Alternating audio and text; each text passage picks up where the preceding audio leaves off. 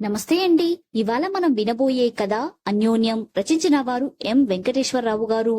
అనవసరంగా ఎవరికీ ఫోన్ చేయని ప్రశాంత్ ఆ రోజు చెల్లెలికి ఫోన్ చేశాడు. అందులోనూ రాత్రి 7 గంటలకు చేయడంతో ఆశ్చర్యపోయింది శ్రావణి. హలో అన్నయ్య, చెప్పు. శ్రావణి, నాన్న ఉదయం నుంచి కనిపించడం లేదు. ఏదైనా ఊరు వెళ్లారేమో. ఏ ఊరు వెళ్లలేదు. సెల్ ఫోన్ కూడా ఇంట్లోనే వదిలిపెట్టి వెళ్లారు. ఆయన బయటకు వెళ్లే చోట్లన్నీ వెతికాను అన్నాడు కంగారుగా. ఇంట్లో ఏమైనా గొడవ జరిగిందా? ఎప్పటిలాగే నాన్నకి అమ్మకి పొద్దున ఏదో గొడవ జరిగిందట. దానికి అలిగి వెళ్లిపోయాడు. అవునా? అంతా తలరాత. ప్రతిరోజూ వాళ్ళిద్దరికీ ఏదో ఒక గొడవ లేనిదే నిద్రపట్టదు అన్నాడు ఆవేదనగా. సరే అన్నయ్య, నేను ఆయన ఇప్పుడే బయలుదేరి వస్తున్నాం అని ఫోన్ ఆఫ్ చేసింది శ్రావణి. కృష్ణమూర్తి రైల్వేలో 35 ఏళ్ల ఉద్యోగం చేసి రిటైర్ అయ్యారు. 2 పిల్లలు. కొడుకు ప్రశాంత్, కోడలు కవిత, కూతురు శ్రావణి, అల్లుడు శ్రీధర్. 4 సాఫ్ట్వేర్ ఇంజనీర్లే. మల్టీనేషనల్ కంపెనీలో ఉద్యోగస్తులు. శ్రావణి భర్త అత్తమామలతో బేగంపేటలో ఉంటుంది. ప్రశాంత్ మణికొండలో భార్యతో తల్లిదండ్రులతో కలిసి ఉంటున్నాడు. ఇప్పుడు కవితకి 4వ నెల. రిటైర్ అయిన దగ్గర నుండి కృష్ణమూర్తికి శారదకి అస్సలు పడటం లేదు. ప్రతి చిన్న విషయం దగ్గర అభిప్రాయ భేదాలతో మొదలయ్యే గొడవలు పెద్ద యుద్ధాలతోనే ముగుస్తున్నాయి ఈ మధ్య. తల్లి తండ్రి గొడవలు విని విని ఎటూ చెప్పలేక అవస్థపడుతున్నాడు ప్రశాంత్. కోడలు కవిత నాకెందుకని మౌనంగా ఉండటానికి మనసొప్పక ఇద్దరికీ సర్ది చెప్పుతుంటుంది. కృష్ణమూర్తికి షుగర్, బీపీ, కొలెస్ట్రాల్ వంటి వయసుతో పాటు వచ్చే వ్యాధులు దండిగా ఉన్నాయి. సంక్రాంతి సమయం పండుగకి అత్తాకోడలిద్దరూ కలిసి అరిసెలు, లడ్లూ చేశారు. సాయంత్రం ఇంటికి వచ్చిన ప్రశాంత్కి అరిసెలు, లడ్డూ పెట్టి కృష్ణమూర్తికి జంతికలు ఓ ప్లేట్లో తెచ్చిచ్చింది శారద. నాకు లడ్డు, అరిసె ఇవ్వచ్చుగా అన్నాడు కృష్ణమూర్తి.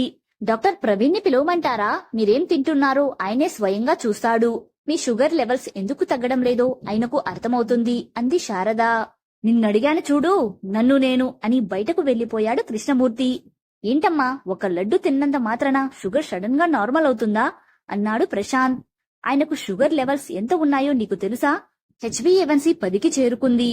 ఆ విషయం ఆయనకు తెలుసు కదా. తెలిసే నాకెందుకీ గొడవ అని గదిలోకి వెళ్ళింది శారద. సాయంత్రం కృష్ణమూర్తి ఇంటికి రాగానే కవిత, మామయ్య మీకోసం షుగర్లెస్ లడ్డు చేశాను, తిని చూసి ఎలా ఉందో చెప్పండి అని ప్లేట్లో పెట్టించింది. థ్యాంక్స్ రా తల్లి, నువ్వు ఒక్కదానివే నన్ను అర్థం చేసుకున్నావు అన్నాడు కృష్ణమూర్తి. ఇలాంటి సంఘటనలు తరచూ ఇంట్లో జరుగుతూనే ఉంటాయి. కాకపోతే కొన్ని కామెడీగా ముగిస్తే మరికొన్ని కోపతాపాలతో అంతమవుతున్నాయి. అలాంటిదే ఈ రోజు జరిగింది. దాంతో కృష్ణమూర్తి కోపంగా ఇంటి నుంచి వెళ్లిపోయాడు. సాయంత్రం ఇంటికి వచ్చిన ప్రశాంత్ విషయం తెలుసుకుని వెంటనే తండ్రి వెళ్లే ప్రదేశాలన్నీ వెతికి వచ్చాడు. ఎక్కడా కనిపించకపోయేసరికి శ్రావణికి ఫోన్ చేశాడు. శారద నిశ్చింతగా టీవీలో సీరియల్ చూస్తోంది. ప్రశాంత్, కవిత మొహాల్లో కృష్ణమూర్తి ఇంకా ఇంటికి రాలేదన్న ఆందోళన. టీవీ చూస్తున్న తల్లిని చూడగానే శ్రావణికి చిరాకేసింది. అమ్మా, నాన్న ఇంటికి రాలేదని మేమంతా కంగారు పడుతుంటే నువ్వేంటి కూల్గా టీవీ చూస్తున్నావు? కొంచెం కూడా బాధ్యత బాధ లేకుండా అని టీపాయి మీదున్న రిమోట్ తీసుకుని టీవీ ఆఫ్ చేసింది. శారద లేచి, ఎందుకే అంత గాబరా పడతావు? ఆయనేం చిన్నపిల్లాడు కాదుగా తప్పిపోవడానికి. ఇంటికి రాక ఎక్కడికి పోతాడు అంది. ఏం మాట్లాడుతున్నావమ్మా? నువ్వు మాట్లాడేది కొంచెమైనా బాగుందా? ఆయన్ని ఎవరూ వెళ్లమనలేదు. వెళ్లినవాడు తిరిగి రాక ఏం చేస్తాడు? ఏంటో మీ ప్రవర్తన విచిత్రంగా ఉంది అంది శ్రావణి విసుగ్గా. ఏం చెయ్యమంటావు? ప్రతిదానికి అలుగుతూ గొడవ పడుతూ ఇంటి నుంచి వెళ్తుంటే రోజు ఆయన కోసం ఏడవమంటావా? ఊరంతా తిరగమంటావా అంది శారద ఆవేశంగా. పాపమ్మా, అయినా నాన్న ఇంట్లో నుంచి వెళ్లేంతగా గొడవలు ఎందుకు వస్తున్నాయి మీ మధ్య? ఒకటా రెండా? ఎన్నని చెప్పమంటావు? అయినదానికి కానిదానికి కోపం తెచ్చుకుని రాద్ధాంతం చేస్తుంటే అదే జీవితం అయిపోయింది అంటుంటే ఉదయం జరిగిన సంఘటన గుర్తొచ్చింది శారదకు. పొద్దున్న ప్రశాంత్ ఆఫీస్కు తయారవుతుంటే కవిత దోశలు వేయడానికి కిచెన్లోకి వెళ్ళింది.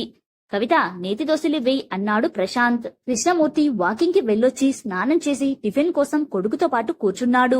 శారద కిచెన్లోకి వెళ్లి ఆయన కోసం నూనె లేకుండా దోశలు వేసి తెచ్చింది. శారద, నాకు నేతి దోశలు వేస్తావా? రోజూ చప్పిడి తిండి తిని తిని విసుగొస్తుంది అన్నాడు. ఆయన మాటలకు పట్టించుకోనట్టు లోపలికి వెళ్లిపోతుంటే నీకే చెప్పేది, నేను చెప్పేది వినిపించుకోకుండా వెళ్తావేంటి? రోజూ ఈ చప్పిడి తిండి నేను తినను అన్నాడు కోపంగా. మీకు ఈ దోశలు వద్దా? అయితే నాకు పని తప్పింది, వీటిని నేను తింటానులేండి. మోకాల నొప్పులతో నిలబడి చేసుకునే పని తప్పించారు అంది శారద నవ్వుతూ. అంతే. కృష్ణమూర్తి కోపం ఆకాశం వైపు చూసింది. ఆవేశంతో ఊగిపోతూ, తిను, బాగా తిను, నీలాంటి జడాలే ఈ ఎండిపోయిన చప్పిడి తిండి తినేది అంటూ కోపంగా లేవబోతుంటే, మామయ్య కూర్చోండి, ఎందుకంత ఆవేశం, నేను మీకు దోశలు వేస్తాను, ముందు కూర్చోండి అంది కవిత. ఇంట్లో నువ్వొక్కతివే తల్లి నన్ను అర్థం చేసుకుంది అన్నాడు కూర్చొని. కవిత లోపలికి వెళ్లి దోశ వేసి అందులో ప్రశాంత్ లంచ్ బాక్స్ కోసం చేసిన కూర పెట్టి మసాలా దోశ తెచ్చి ఇచ్చింది మామగారికి. కృష్ణమూర్తి కోడలి వైపు మెచ్చుకోలుగా చూసి రుచిగా ఉన్న దోశను ఆస్వాదిస్తూ తృప్తిగా తిని లేచి తన గదిలోకి వెళ్లి న్యూస్ పేపర్ చదవసాగాడు. అత్త కోడళ్ళు కలిసి తింటుంటే, కవిత, ఏంటి మీ మామగారికి ఏకంగా మసాలా దోశ తెచ్చిచ్చావు, నేను వద్దంటుంటే నువ్వు తెచ్చివ్వడం ఏమైనా బాగుందా అంది శారద. అత్తయ్య, నేను నూనెలోని దోశలే వేసి ప్రశాంత్ కోసం చేసిన మిక్స్డ్ వెజిటబుల్ కూర అందులో పెట్టి మసాలా దోశ అని చెప్పాను. కవిత వైపు ఆశ్చర్యంగా చూసి, ఈ సూక్ష్మం నాకు తెలియట్లేదే అనుకుంది శారద. మధ్యాహ్నం భోజనాలైన తరువాత కవిత గదిలోకి వెళ్లి పడుకుంది. కృష్ణమూర్తి, శారద హాల్లో కూర్చొని టీవీ చూస్తున్నారు. ఉన్నట్టుండి టీవీ వాల్యూమ్ తగ్గించి, శారద, నీకంటే ముందు నేను పోతే ఏం చేస్తావు అన్నాడు. నాకేంటండి, మీరుండరనే బాధ తప్ప నెల నెల మీ పెన్షన్ డబ్బులు వస్తాయి. ఊళ్ళోనే కూతురు అల్లుడు ఉన్నారు. కొడుకు కోడలు కళ్ల ముందే ఇంట్లోనే ఉన్నారు. మనవడో మనవరాలో రాబోతుంది. ఇంకెందుకు దిగులు అంది భర్తను ఉడికిద్దామని. అంతే, బేతాళం మళ్లీ చెట్టుకెక్కింది. అంటే నేనెప్పుడు పోతానా అని చూస్తున్నావా? అత్త ఎప్పుడు చేస్తుంది, అరుగు ఎప్పుడు ఖాళీ అవుతుందన్నట్టుంది నీ వాలకం అంటూ పెద్ద పెద్దగా అరుస్తుంటే, పాపం కవిత ఇప్పుడే పడుకుంది, అరవకండి అంది శారద. అయినా కృష్ణమూర్తి ఆపకపోయేసరికి పక్కనున్న పాత విక్లీ తీసుకుని చూస్తుంటే, నేనిక్కడ పిచ్చోడిలా వాగుతుంటే నువ్వు పుస్తకం చదువుతావా అని భార్య చేతిలోని విక్లీ లాక్కుని చింపి మూలకు విసిరేశాడు. అబ్బా అరవకండి, కవిత పడుకుందని చెప్తున్నా కదా అని చేతులు జోడించింది. అయినా ఆపకపోతుంటే చిరాకొచ్చి గదిలోకి వెళ్లి మంచం మీద నడుం వాల్చింది. కాసేపట్లో కన్ను మలిగింది. సాయంత్రం కవిత కాఫీ తీసుకొచ్చి లేపేసరికి మెలకువ వచ్చింది. నాకు అప్పుడు చెప్పింది కవిత, ఆయన ఇంట్లో లేడని చెప్పడం ముగించింది శారద. కొడుకు కూతురు ఆశ్చర్యంగా వింటుంటే అల్లుడు శ్రీధర్ కల్పించుకుని, ప్రశాంత్, జరిగిందేదో జరిగింది, ఇప్పుడు మామయ్య ఎక్కడికి వెళ్ళుంటారో ఏమైనా ఐడియా ఉందా అని అడిగాడు. అంతలో పక్కింటి 10 ఏళ్ల కుర్రాడు బాలు ఇటువైపు పడ్డదని వచ్చి తీసుకెళ్తూ, కవితక్క, మీ ఇంట్లో ఉండే తాతయ్య పార్కులో ఉన్నాడు అన్నాడు. అందరూ ఆశ్చర్యంగా వాడి వైపు చూశారు. నిజంగానా? సరిగ్గా చూశావా అంది కవిత. అవును, మీ ఇంట్లో తాతయ్యే. నేను ఇప్పటిదాకా పార్కు పక్కన గ్రౌండ్లో క్రికెట్ ఆడుకుని వచ్చాను. వచ్చేటప్పుడు చూశాను అన్నాడు. వెంటనే బావమరుదులిద్దరూ వెళ్లి కృష్ణమూర్తిని సముదానపరిచి ఇంటికి తీసుకొచ్చారు. శారద, కృష్ణమూర్తి ఒకరినొకరు భద్రశత్రువుల్లా చూసుకున్నారు. రాత్రి భోజనాలప్పుడు, ఏంటి నాన్న ఇది, అమ్మ ఏదైనా తెలిసి తెలియక అంటే చూసి చూడనట్టు విని విననట్టు వదిలేయాలి కాని ఇలా ఇల్లు వదిలి వెళ్లటం, అలగటం, అరుచుకోవటం ఈ వయసులో మీకు బాగుందా అంది శ్రావణి. అమ్మా, నువ్వు కూడా నాన్న ఏదైనా అంటే కాసేపు మౌనంగా ఉంటే సరిపోతుంది. పిల్లలం, మేమేదైనా గొడవలు పడితే పెద్దవాళ్లుగా మీరు సర్ది చెప్పాలి. కాని మన ఇంట్లో రివర్స్ లో ఉంటుంది. అసలే కవిత ప్రెగ్నెంట్ కూడా, కాస్త అర్థం చేసుకోండి అన్నాడు ప్రశాంత్. భోజనం చేశాక కూతురు అల్లుడు వెళ్లిపోయారు. రాత్రి బెడ్రూంలో, ఛా, వీళ్లతో పడలేం కవిత, వయసైన కాలంలో కృష్ణారామ అనుకుంటూ ఏ టీవీనో చూస్తూ కాలం గడపకుండా టామ్ అండ్ జెర్రీలా ఎప్పుడూ ఈ గొడవలు ఏంటి, నాకు పిచ్చెక్కుతోంది. ఇంకోసారి ఇలా జరిగితే మనమే ఎక్కడైనా ట్రాన్స్ఫర్ చేయించుకుని వెళ్లిపోదాం అన్నాడు ఆవేశంగా ప్రశాంత్. అలా అనుకు ప్రశాంత్, ఈ పెద్ద వయసులో వాళ్ళిద్దరినీ ఒంటరిగా వదిలి మన దోవన మనం వెళ్లిపోతే వాళ్ల బాగోగులు ఎవరు చూసుకుంటారు? చిన్న వయసులో నువ్వు మీ చెల్లి ఎంత గొడవ చేసుంటారు? అప్పుడు మీ ఇద్దరిని వదిలి వాళ్ళు ఎక్కడికైనా వెళ్లారా, లేక మిమ్మల్ని హాస్టల్కి పంపారా? పెంచి పెద్ద చేసి ప్రయోజకులను చెయ్యలా? అలాగే ఇది కూడా అంది కవిత. ప్రశాంత్ బదిలివ్వలేదు. ఇప్పుడు ఏమంటావు? వాళ్ళిద్దరూ గొడవ పడకుండా ఉండాలి, అంతే కదా? అది ఇకపై నేను చూసుకుంటాను. మనసు పాడు చేసుకోకుండా నెమ్మదిగా నిద్రపో అంది అనునయంగా భర్తతో కవిత. మర్నాడు ఉదయం ఎప్పటిలాగే ఎవరి పనుల్లో వాళ్ళు నిమగ్నమయ్యారు. ప్రశాంత్ టిఫిన్ తిని ఆఫీస్కి వెళ్లాడు. కొడుకుతో పాటే బ్రేక్ఫాస్ట్ తిని కృష్ణమూర్తి బయటకు వెళ్లాడు. కవిత, శారద కలిసి టిఫిన్ తింటుంటే, అత్తయ్య, మార్కెట్ వరకు వెళ్ళొద్దాం రండి.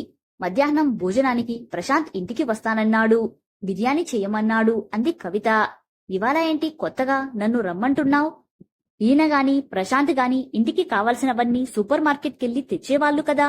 ఇంట్లో ఉంటే అదోలా ఉంది. ప్రెగ్నెంటీ కదా, కాస్త రిలీఫ్ గా ఉంటుందని.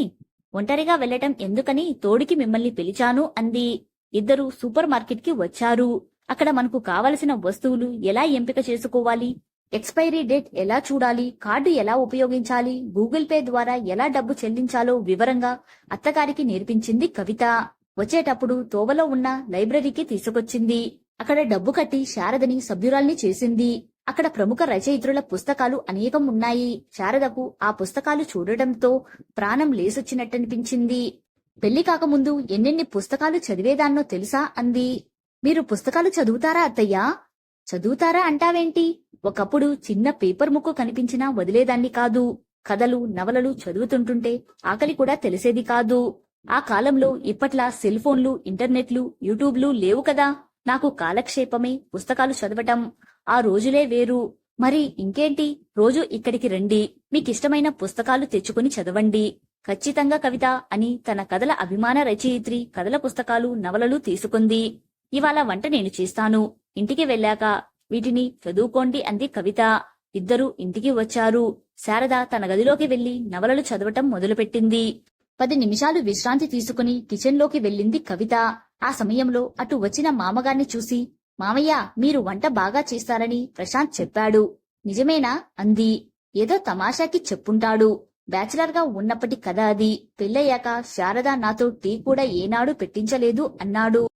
అయితే ఇవాళ వంట మీరే చెయ్యాలి. అయ్యో, నేను వంట చేస్తే ఎవరు తింటారమ్మా? భయపడకండి మావయ్య, మీకు వంట చేయడం నేను నేర్పిస్తాను. నేను ఎలా చెప్తానో మీరు అలాగే చెయ్యండి చాలు. నీ నమ్మకం ఏమిటో నేనెందుకు కాదనాలి అన్నాడు. గదిలో నుండి బయటకు రాకుండా నవలలో లీనమైపోయింది శారద. మధ్యాహ్నం భోజనానికి ఇంటికి వచ్చిన ప్రశాంత్తో పాటు అత్తగారికి, మామగారికి భోజనం వడ్డించింది కవిత. ఇవాళ స్పెషల్ గా ఉందే బిర్యానీ అంటూ తల్లి కొడుకులు ఆస్వాదించుకుంటూ తిన్నారు. ఏమీ మాట్లాడకుండా, చేసింది ఎవరో చెప్పకుండా. థ్యాంక్స్ అత్తయ్య అంది కవిత.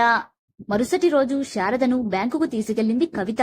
బ్యాంకులో డబ్బు ఎలా డిపాజిట్ చెయ్యాలో, ఎలా తీసుకోవాలో, ఏటీఎంలో డబ్బు ఎలా డ్రా చెయ్యాలో నేర్పించింది. అలాగే మామగారికి యూట్యూబ్లో చూస్తూ వంటలు ఎలా చెయ్యాలో చెప్పింది. ఇప్పుడు బ్యాంక్ పనులు, కూరలు తేవటం, సూపర్ మార్కెట్లో సరుకులు తేవటం మొదలు ఆన్లైన్లో కరెంటు బిల్లు కట్టడం, గూగుల్ పే ద్వారా డబ్బు చెల్లించడం, అంతటితో ఆగకుండా ఆన్లైన్లో ఆర్డర్ చెయ్యడం, కావలసిన వస్తువులు ఇంటికే తెప్పించుకోవడం వరకు శారదే చూస్తుంది.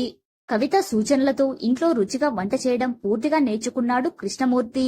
ఆ రోజు పెరిగిన డిఏ అరియర్స్ పెన్షన్ రాకపోవడంతో కృష్ణమూర్తి, కవిత, నేను రైలు నిలయం వరకు వెళ్ళొస్తానమ్మా అని బయలుదేరబోతుంటే అది విని శారద వేగంగా గదిలో నుంచి వచ్చి, మీ డిఏ అరియర్స్ పెన్షనర్లకి రేపు వస్తారట అంది. 15 రోజుల తర్వాత మాటలు కలిపిన శారద వైపు ఆశ్చర్యంగా చూసి, నీకెలా తెలుసు అన్నాడు. నిన్న సూపర్ మార్కెట్లో మీ కొలీగ్ రాజారావు గారు కనిపించి చెప్పారు అంది దగ్గుతూ. అప్పుడు కిచెన్ నుండి కవిత, మామయ్య, ఇప్పుడు బయట పనులన్నీ అత్తయ్య చూస్తున్నారు. ప్రతిరోజు లైబ్రరీకి వెళ్లి కథల పుస్తకాలు, నవలలు తెచ్చుకొని చదువుతున్నారు. అంతేకాదు, ట్యూబ్లో తనకి నచ్చిన పుస్తకాలు ఆన్లైన్లో కొనడం, చదవడం కూడా అంది. అలాగా, వెరీ గుడ్ అని కిచెన్లోకి వెళ్లి మిరియాల కషాయం కాచి శారదకిచ్చి, రాత్రంతా దగ్గుతూనే ఉన్నావు, జలుబు కూడా ఉన్నట్టుంది అన్నాడు. కవిత, ఇప్పుడు కషాయం కాచావా? నీకెందుకమ్మా శ్రమ అంది శారద. నేను కాదు అత్తయ్య, మామయ్య కాచాడు. ఇప్పుడు మామయ్య కాఫీ నుండి కషాయం వరకు వంటలన్నీ నేర్చుకున్నారు అంది. ఈసారి ఆశ్చర్యపోవడం శారద వంతైంది. అవునా, ఈయనకు టీ పెట్టడం కూడా రాదే అంది కృష్ణమూర్తిని చూస్తూ. అంతా కవిత కోచింగ్ అన్నాడు. సరిగ్గా అప్పుడే వచ్చిన శ్రావణి అది విని, నిజమా నాన్న అంది సంతోషంగా. కవిత వైపు తిరిగి, నిన్న అన్నయ్యకు ఫోన్ చేస్తే నిన్ను నాన్ స్టాప్ గా పొగడ్తలతో ముంచెత్తాడు. ఇప్పుడు ఇంట్లో అమ్మా నాన్న మధ్య తగాదాలే లేవని చెప్పాడు. ఏం మాయ చేశావు వదినా అంది శ్రావణి. నేనేం చెయ్యలేదు శ్రావణి, మీకందరికీ మామయ్య, అత్తయ్య గొడవ పడడం, తగవులాడుకోవడం మాత్రమే తెలుసు. కాని నాకు వాళ్ళిద్దరి మధ్య ఉన్న అన్యోన్యత గురించి కూడా తెలుసు. అన్యోన్యత? మా అమ్మా నాన్న అలా ఉండటం మేము ఎప్పుడూ చూడలేదే అన్నారు అన్నా చెల్లెళ్ళు. ఐ లవ్ యూ అని 10 సార్లు చెప్తోనే అన్యోన్యత కానే కాదు. తనకి ఇష్టం వచ్చింది తిననివ్వడం లేదని మామయ్య గారికి కోపం. ఆయన షుగర్ బీపీ మనిషి. ఇష్టం వచ్చినట్టు తింటే ఆయన ఆరోగ్యం ఏమవుతుందోనని అత్తయ్యకు భయం. అంటే మామయ్య గారంటే అత్తయ్యకు ఎంత ఇష్టమో చూడండి. అది ఎలా వ్యక్తపరిచాలో ఆమెకు తెలియటం లేదు. ఇక మామయ్య గారికేమో అత్తయ్యకి బయట ప్రపంచం గురించి తెలియదనే అపోహ. ఒకవేళ తను ముందుగా పోతే అప్పుడు ఏం చేస్తుందో అనే భయం. అదే విషయాన్ని అత్తయ్యను అడిగారు. ఆమె సరదాగా చెప్పిన జవాబును ఆయన సీరియస్ గా తీసుకున్నారు. అందుకే ఇల్లు వదిలి వెళ్లారు. నేను అత్తయ్యతో, నిజంగానే మామయ్య మీకంటే ముందు పోతే మీకేం బాధ ఉండదా? ఆయన ఇల్లు వదిలి వెళ్తే ఏం తిన్నారు, ఎక్కడున్నారు అని బాధ వేయటం లేదా అని అడిగాను. అందుకు అత్తయ్య, ఆయన నన్ను వదిలి ఎక్కడికి వెళ్ళలేరు కవిత. నాతో గొడవ పడిందే ఆయనకు పొద్దుపోదు. నాతో మాట్లాడకుండా ఉన్న సందర్భాలు ఉన్నాయి కాని నన్ను చూడకుండా ఏనాడూ ఉండలేదు. చీకటి పడేలోగా ఎలాగూ వస్తారు. నిద్రపోయే ముందు నా మొహం చూస్తేనే ఆయనకు నిద్ర పడుతుంది. పొద్దున లేచాక నా మొహం చూశాకే బయటకు వస్తారు. ఆయన సంగతి నాకు బాగా తెలుసు. ఖచ్చితంగా వస్తారు చూడు. అయినా ప్రెగ్నెంట్వి, నువ్వు వీటి గురించి ఎక్కువ ఆలోచించకు అన్నారు. అప్పుడు అర్థమైంది వీళ్ళిద్దరి మధ్య ఉన్న బలమైన ప్రేమ. ఇంత అన్యోన్యంగా ఉన్న వీళ్ల మధ్య ఎందుకు గొడవలు వస్తున్నాయని ఆలోచించాను. అప్పుడు నాకు అర్థమైందేమిటంటే 36 ఏళ్ల పాటు మామయ్య ఉద్యోగంలో పగలంతా గడిపి వచ్చేవారు. మిగిలిన కొద్ది సమయంలో కుటుంబ విషయాలు, పిల్లల బాధ్యతలతో గడిచిపోయేది. పెళ్లైన దగ్గర నుంచి ఇల్లు, వంట తప్ప మరో లోకం తెలియదు అత్తగారికి. మామయ్య గారికి ఇప్పుడు ఆఫీస్కి వెళ్లే పని లేకపోయినా బయట పనులకు మాత్రం ఇప్పుడు కూడా ఆయనే తిరగాల్సి వస్తుంది. అత్తయ్య వంట పని అంతే. ఇలా ఇద్దరు ఒకే పని ఎన్నో ఏళ్లుగా చేస్తున్నారు. ఆ పని వాళ్లకు ఇష్టమైనదే అయినా ఇప్పుడు బోరు కొడుతుంది.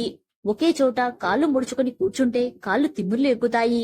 అదేవిధంగా ఒకే పనిని నిరంతరం చేస్తుంటే చేసే పని మీద ధ్యాస తగ్గుతుంది, విసుగు కలుగుతుంది. ఆ అసహనాన్ని సహజంగానే మన పక్కనున్న వాళ్ళ మీద చూపుతుంటాం. అత్తయ్య, మామయ్య కూడా అదే చేస్తున్నారు. మనం లగేజీ ఎక్కువసేపు పట్టుకోవాల్సి వస్తే చెయ్యి మార్చుకుంటాం. ఇలా ఎప్పుడూ ఒకే పనిని చేసే వాళ్లలో ఒకలాంటి శూన్యత ఏర్పడుతుంది. దాని నుండి బయటపడాలంటే లగేజీ ఓ చేతి నుండి మరో చేతికి మార్చుకున్నట్టే వీళ్ళిద్దరి పనుల్లో మార్పు చేశాను. ఇప్పుడు బయట పనులన్నీ అత్తయ్య గారే చేస్తున్నారు. ఆమెకు ఇష్టమైన పుస్తకాలు స్వేచ్ఛగా చదువుకుంటున్నారు. మామయ్య గారు కూడా ఒకప్పుడు తనకిష్టమైన వంటని ఇన్నేళ్ల తర్వాత కొత్తగా చేస్తూ రిలీఫ్ గా ఫీల్ అవుతున్నారు. ఇదే సీక్రెట్ అంది కవిత. కవిత మాటలు విన్న శ్రావణి, శ్రీధర్, ప్రశాంత్ నవ్వుతూ క్లాప్స్ కొడుతుంటే వాళ్లతో పాటు చేతులు కలిపారు కృష్ణమూర్తి, శారద. కథ సమాప్తం. కథ నచ్చితే లైక్ చేయండి. ఇలాంటి మరిన్ని వీడియోస్ కోసం మన ఛానల్ ని సబ్స్క్రైబ్ చేసుకోండి. మరో మంచి కథతో మళ్ళీ కలుద్దాం. Thank you.